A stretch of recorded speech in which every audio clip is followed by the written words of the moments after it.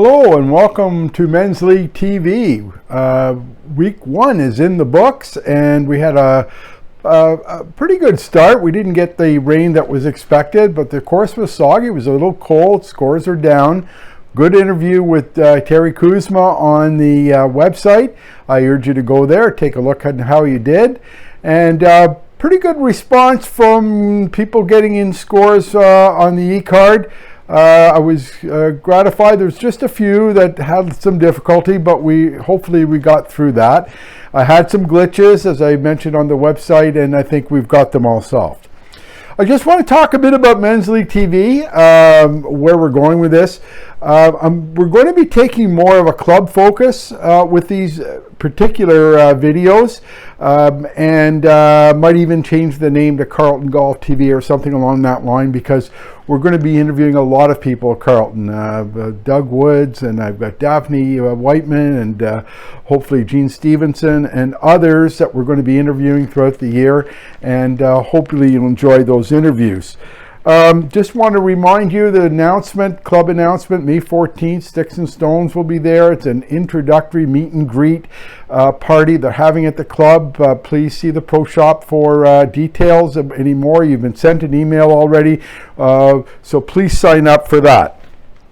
For the men, for Men's League, we do have enough times for everybody, and I really want you to stick to the Men's League times. Please be mindful. The 10:30 to 6:30 time slot, there's enough times in there to get most people in. Not everybody from Men's League golfs every week. And we do have enough times. We had 13 open times yesterday before 4 o'clock.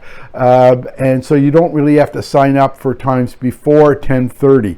So be mindful of that. Now, if on Monday you come along and there are times still available and you can't get on Men's League and there's a time before 10:30, then do so. You're certainly free to do so, as anybody else in the league is free at that time to sign up for a Men's League time.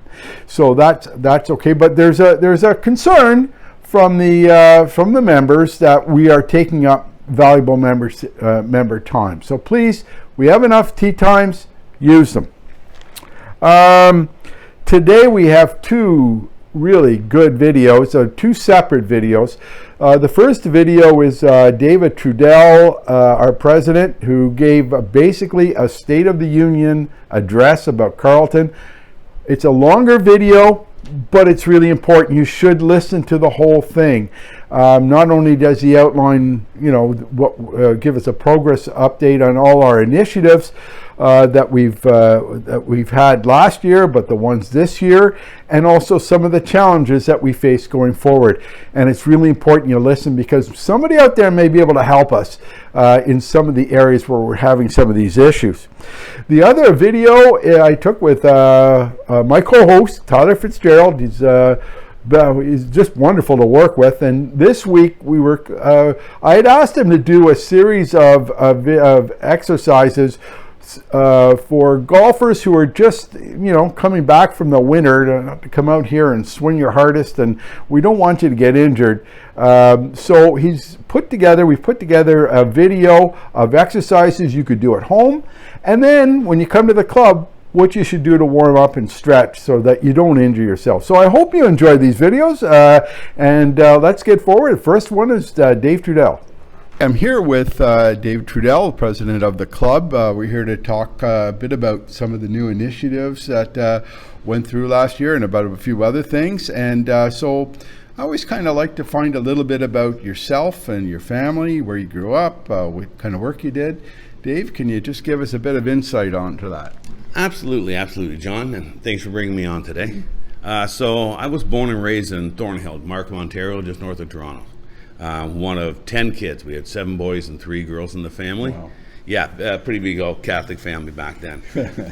And I started my introduction to golf. I mean, we had some old hickory sticks in the back. We just hit down the neighbor's lawn where we found a golf ball. But I started at Thornhill Country Club caddying. So of all the boys, I think there's 5 ahead of me. Yeah, 5 ahead of me, and I got a set of twins behind me. But they all went ahead. So they all caddied at Thornhill Country Club. So I went to Country Club, as did my younger brothers go through Thornhill Country Club. And it's funny to note that Cameron's father also raised in Thornhill, but he went to the other high school in Thornhill. He was a caddy at Thornhill Country Club. He knows everyone I know, so he would have been caddying with my older brother. He's a couple years older than me, so we missed each other just by a slice. Cameron's father, he came over and during the winter and had him over for a drink, and we just missed each other by a bit. You know what I mean? So.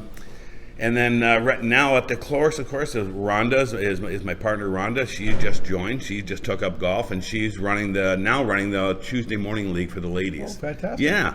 So I was born and raised in there, and I moved up to Ottawa when I was about 21. And always being in the sort of computer technician realm of things, and. Long story short, started my own company in the late 80s to do really high-end electronic security, mostly in prisons. That's where I started off in the prison market. And then that just grew, and we grew and got across Canada down to the States and grew that for some 30-odd years, and ended up selling that in 2017 to another great Canadian company out of BC. So sold that, worked for a couple of years, just kind of smoothed things over, but now I'm fully retired with the exception of being the president of the golf course. Wow. That's a wonderful, that's a long journey. It's been a journey, yes. It's a great one. And now I live just down the road on Marina Drive. I hear that.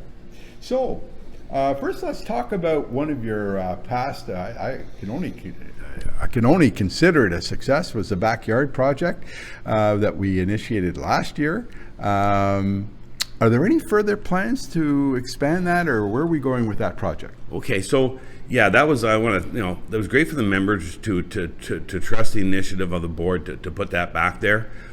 It's been a great success. I mean, it is the go-to place for everyone now in the back. This year we're just wrapping it up. The few things to wrap it up. There's a light pole going where the rock is off to the side. We're gonna do some ground lighting, some low voltage lighting, and there's new furniture. All the tables are back here. Chairs, like everything else in life, it's back ordered right now, so I'm not sure the status of the chairs. We got all new furniture there, so that'll wrap up our promise on phase one. On the design, allowed us to have a phase two, which is enlarging it and stuff like that, but that's not on the table at all right now. But there could be a phase two to the patio. It was built in stages. The next phase would just be moving it towards what used to be, I guess, the change room side, towards the practice green, right. Expanding it out that side. Okay. We did notice when the ladies had their member guest, they were overflowing. They were well off. I'd say maybe 2/3 on, 1/3 off. So it could be bigger, and it could be larger for events as well. So it's helped for the members. It's also helped enough in attracting and selling for events, outside events. You know what I mean? Yeah. So it's really good in that way. Well, yeah. Other than that, nothing so there is no concrete plan to move ahead with anything. There are plans would have to be firmed up and redesigned with, Will Loudon really, he excels at that. Yeah. If we're to go and that route, but there's nothing on paper planned just yet. Very good. Well, I'll tell you that you're right about that. Everybody I brought to the club is so impressed with the back, yeah. And it certainly is a great selling point for the club. Now, give us an update on the initiatives that were passed at the general meeting this year.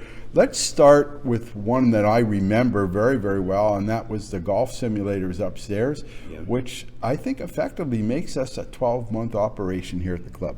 It does, John. It does, John. I mean, so our opening was pushed back by COVID.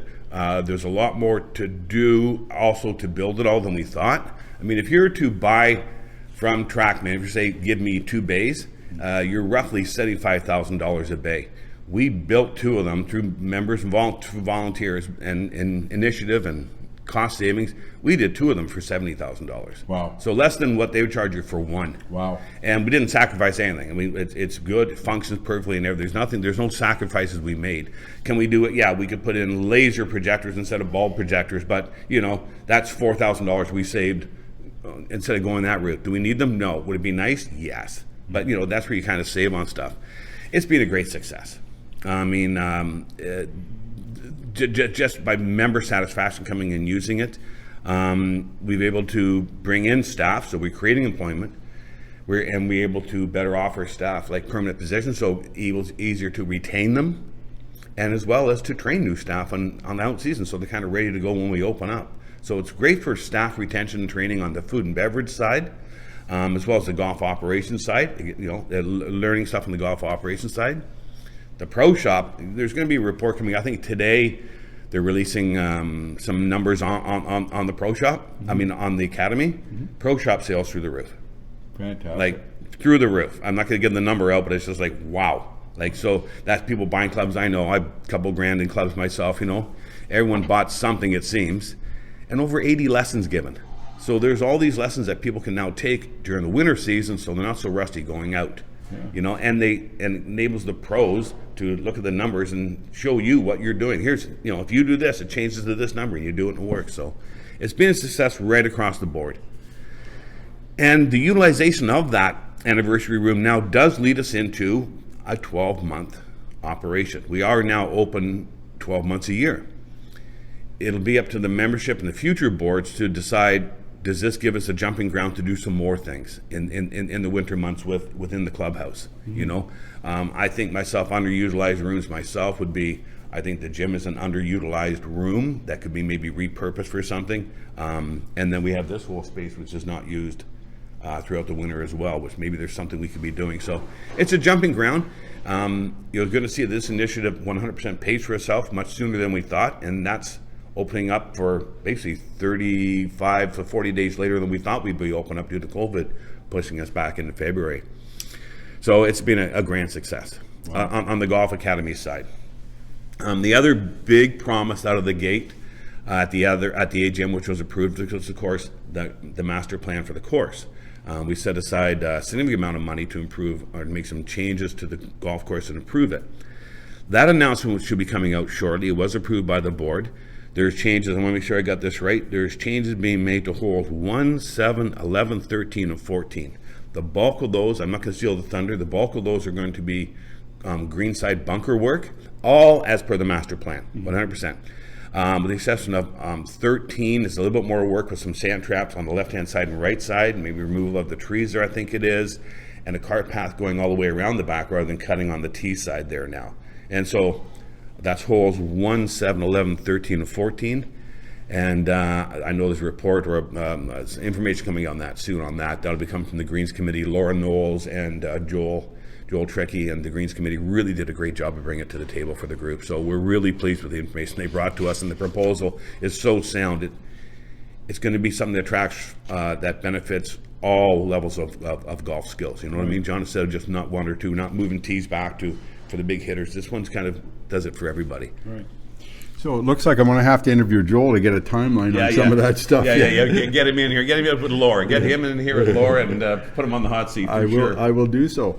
Are there any other initiatives that we passed that you have a comment on? I know we passed a lot of things, and I can't. Yeah, no, a lot of the other ones were minor. Like, you know, we've got chairs, and you know, we got the new golf carts out there, new push carts out there now. I haven't golfed yet. Tomorrow will be my first day going golfing, but the feedback from everyone is great. They're nice. Now they're new, they're modern. They got the card holder, the umbrella holder, the drink holder, and a basket with a bottom. You know, it's really nice. Yeah. And so, sorry, have you used them yet? I have not. I have my own card, that's right, but they do look good. Yeah. They do look good. Good. So all those initiatives were put through. I think the only one left to work on really is the master plan and the course. And you have to get Joel and Laura in here on that one. Okay. So in this year as your presidency, what goals have you set for yourself for the club? Okay, right now, so the board, we do a lot of work in the off season, and right now the focus is really on to the golf experience. That's the main focus right now. Our challenge right now we're experiencing, John, and you've heard this probably everywhere, is getting staff. It's extremely hard to get skilled labor these days. So right now, for instance, as of today, we're still looking for a sous chef, the assistant, and a line cook in the kitchen. In order for this place to run properly, we need those positions filled. In 6 weeks of advertising out there, and we haven't got an application. We haven't got anyone to come in for an interview yet. So getting staff is right now. So that's a goal of the board, really the managers, but the board's working with them to give any assistance we can, because it's an APB out there for staff. We need to get staff out there and inside there. We believe we're okay on the servers. In the back shop, we're okay. I don't know. Most of you may know by now, but Jason May, who was our assistant, has decided to leave the golf industry. Fortunately, he's not leaving in the fall. He left it in the spring, so we're now without an assistant there. So we put on, again, an advertisement with the CPGA to try and fill that position. You know what I mean? So staffing is tough. The halfway house, glad to say it's being completed, and the city came along and inspected, and we got our building permit approved, so that's all great. So that was something that took a lot longer than we thought, but for the perseverance of the house committee and Jeff Curtis in particular, he persevered. We got the permit. We're good to go now. Get your hot dogs. The halfway house is open and working and functioning. We just got the computer working the other day, so that's something that we wrapped up.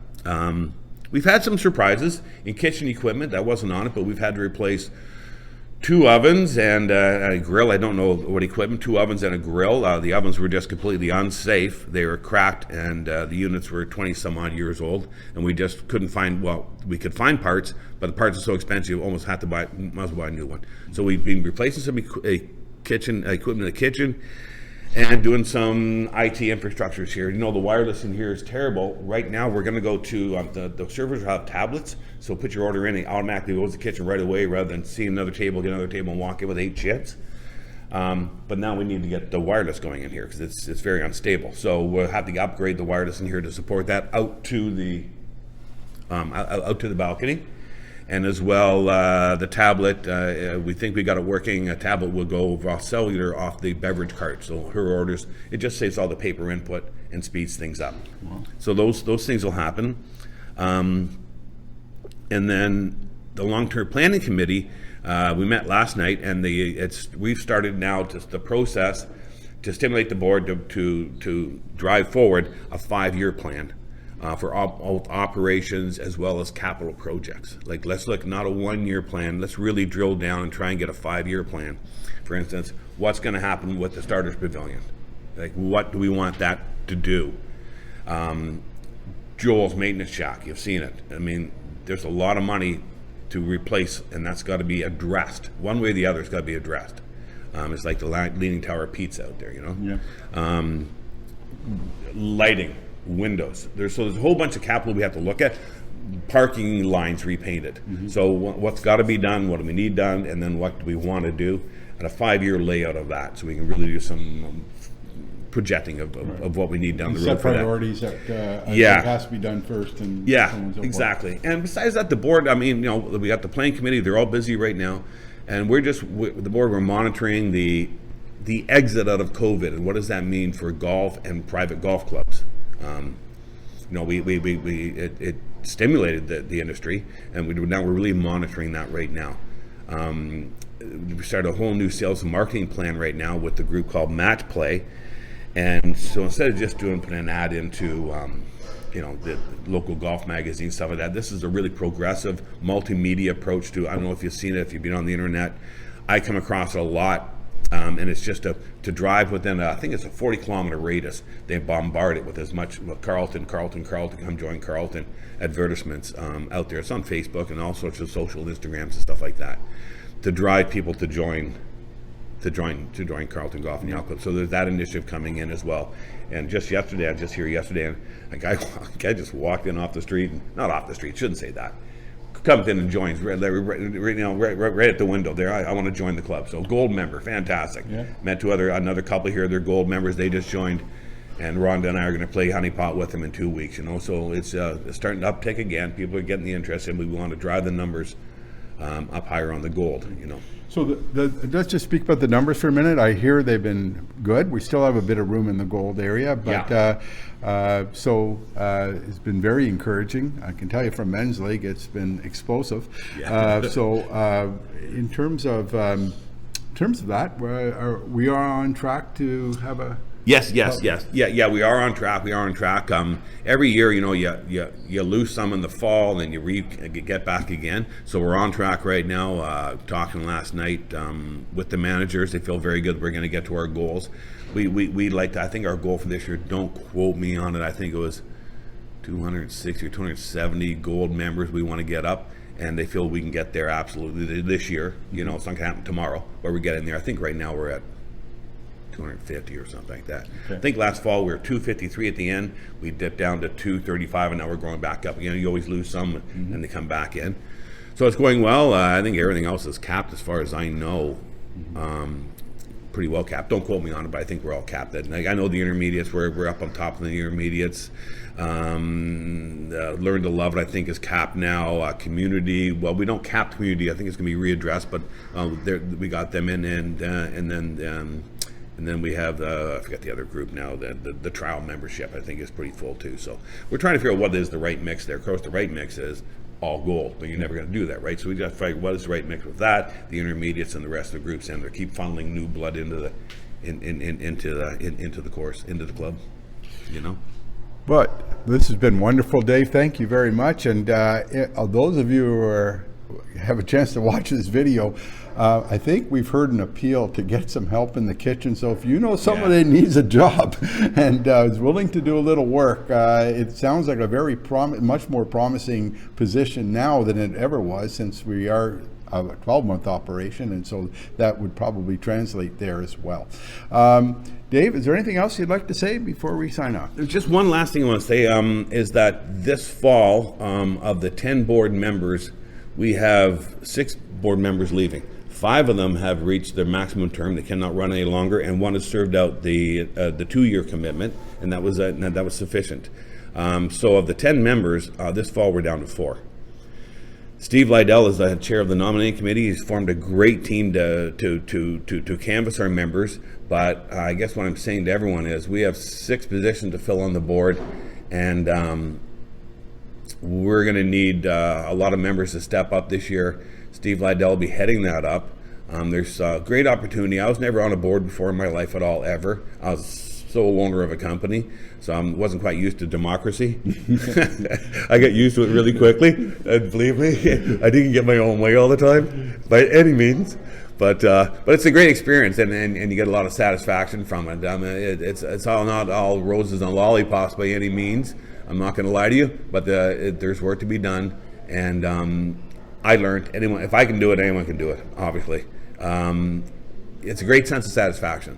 But we're looking for 6 people to fill the vacancies this fall. Okay. Well, Dave, thank you very much for the state of our union, and certainly I look forward to this wonderful year, and I think we're going to have a very successful year, and thank you for all your hard work. Yeah, you're welcome. Thanks. Thank you for yours as well. Thank you. Cheers.